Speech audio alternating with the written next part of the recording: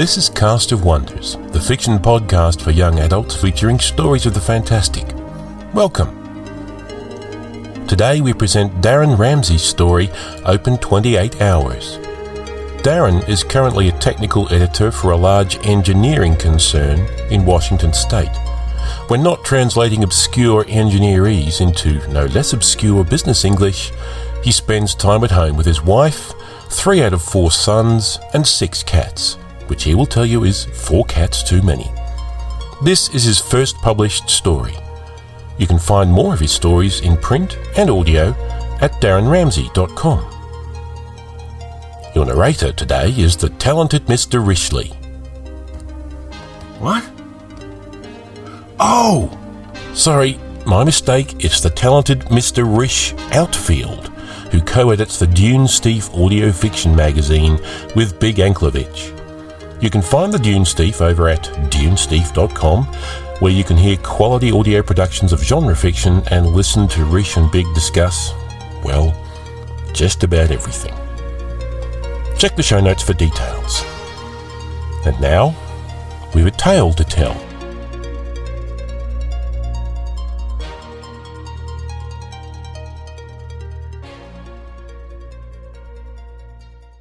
Open 28 Hours by Darren Ramsey. The 7-pointed star was pink and gold, and hung in the night over the dome like it heralded more than just a refueling stop and convenience store. The dome sat alone on a rocky, airless orb at the outer reaches of the system, so small and distant it didn't have a name. From a ship on approach, the dome resembled a fallen globe on a tripod, with the 3 docking rings at the end of the airlock.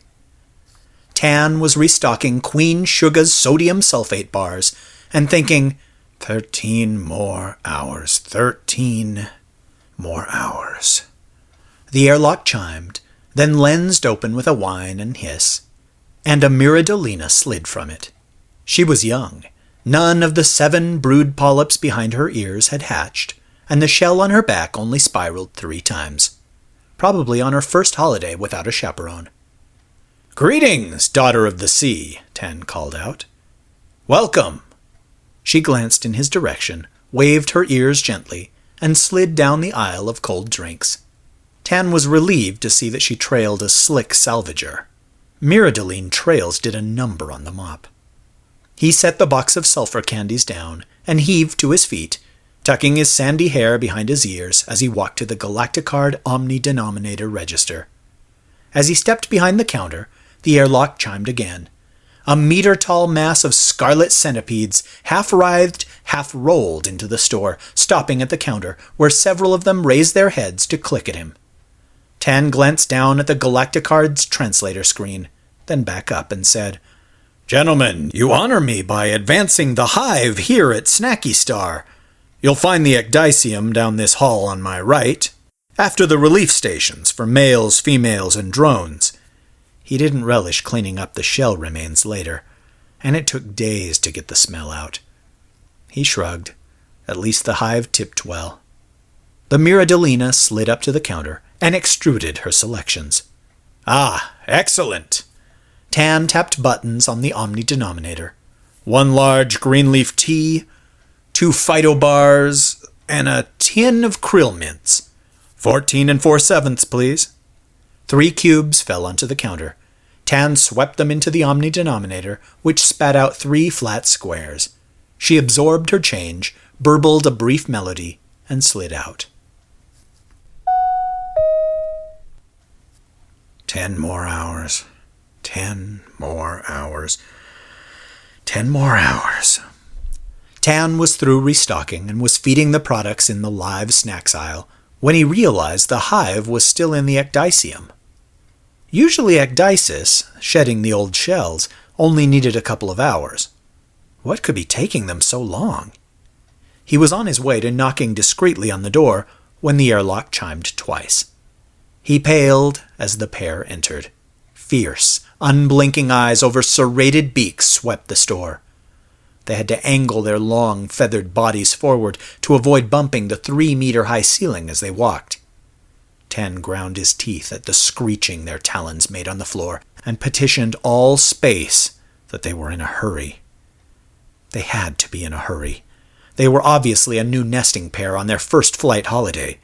He was supposed to greet all customers, but didn't dare speak to them first. It had taken weeks to regrow his fingers. The lock chimed again. "What am I today?" Tan complained to himself. "Capitola Station?" A 2-meter cube, a small sphere half buried under it, rolled in. The cloudy, swirling surface, he knew, was more in deference to the sensitivities of the Balani within than out of politeness to those outside, but he was grateful that he didn't have to see them either, or catch the whiff of their dank atmosphere. Icons flashed along the front edge of the cube. After reading the translation, Tan typed out his answers, which glowed from the front of the counter, above the... well, he thought of them as magazines, even though some of them were read by eating them. The Balani tank blinked and rolled to the hot drinks, flashes and glimmers within as the occupants spoke to each other. In the live snacks aisle, the Ka-Ha couple were having what Tan's mother called a tiff. The female clutched a box of fuzzy 10-legged things that Tan could never pronounce in her frail, claw-like hands. Her ka-ka-ka sounded very irritated, and reminded Tan of other young brides he'd known. They were out of range of the Galacticard's translator, but he could guess what she was saying. Her nestmate made short, irritated talk-talk sounds, apparently trying to calm her, but she was having none of it. Her ka-ka-ka grew louder. He bobbed his great triangular head up and down and trilled a purring sound. She hopped from foot to foot, swinging the box of insects. Her voice grew shrill, and kick-kick-ki-ee mixed in. The male jumped back and straightened up as tall as he could in the relatively low store. Uh-oh, Tan thought. He tried to casually cover his ears. The Kaha's shoulders started to spread, his fists pushed together in front of him. "Tsai!" he cried out, a call uncannily like the eagles and hawks of old. It made the shelves rattle. The Balani tank glowed orange for a moment, then faded. She turned away from him, her beak pointing high in the air, and started toward Tan. Her mate had just opened his beak again, when Tan heard a door hiss on his right. "Oh, not now," he whispered. The hive slid out of the hall, bright pink instead of scarlet, and froze. Somehow, Tan felt them focus on the two avians, who stared back at the mass. Tan felt like the pivot point on a carefully balanced scale, helpless to tip it one way or the other. There was a frozen moment. The hive stack suddenly collapsed into its component members, who rocketed in all directions. The avians pounced, snapping at the scurrying insectoids. Bottles smashed on the ground as the half-meter millipedes climbed displays. Shelving buckled under the weight of the huge birds, boxes tearing and tubs cracking as the giants sought out the smaller beings. Tan watched his inventory being destroyed and scowled before twisting a knob under the counter. A dissonant, piercing alarm filled the shop. The Kaha fell to the floor and tucked their heads under their wings. The hive members shrank further into whatever cover they had found. The Balani tank glowed a bright yellow. After seconds that seemed like minutes, the alarm stopped. The Kaha slowly drew their heads out as the hive members sought each other, reassembling as they could. The Balani tank faded to white. They all turned to Tan, who was standing on the counter with a very mean-looking rifle. "No eating the customers!"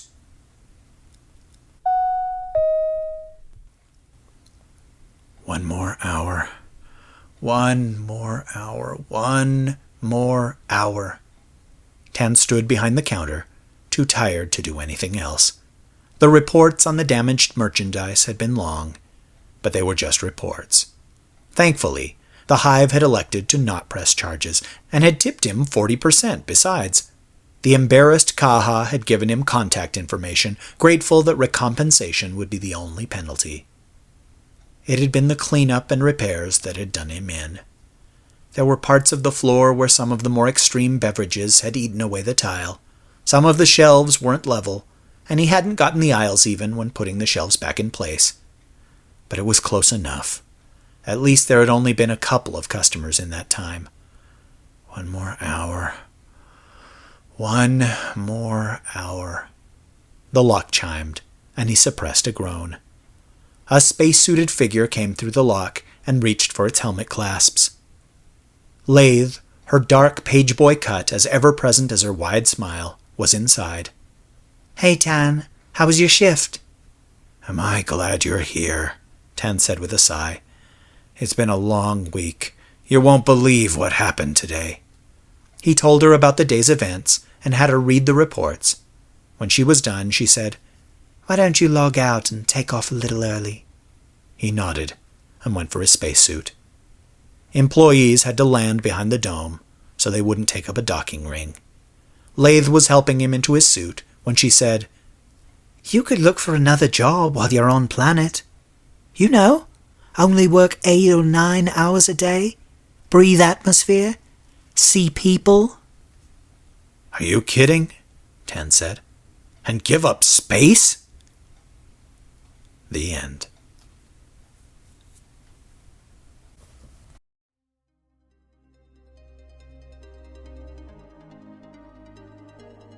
And so ends Open 28 Hours. We hope you enjoyed it. We're excited to bring you a first publication. Congratulations, Darren, on your first sale. We hope there are many more on the way soon. Folks, Cast of Wonders needs your help. We love bringing you free stuff as much as you love free stuff yourself, but it does cost us money to produce this podcast. If you'd like to support us, visit castofwonders.org, where you'll see 2 donate buttons, one for regular donations and one for once-off donations. Use either one at your discretion. If you can't donate, that's fine. Help us spread the word. Blog or tweet about us. Write about us on iTunes, or like our Facebook page. Cast of Wonders is a production of Wolfsbane Publishing. The editor is Marguerite Kenner. The audio producer and host is Graham Dunlop. Artwork is by Barry J. Northern.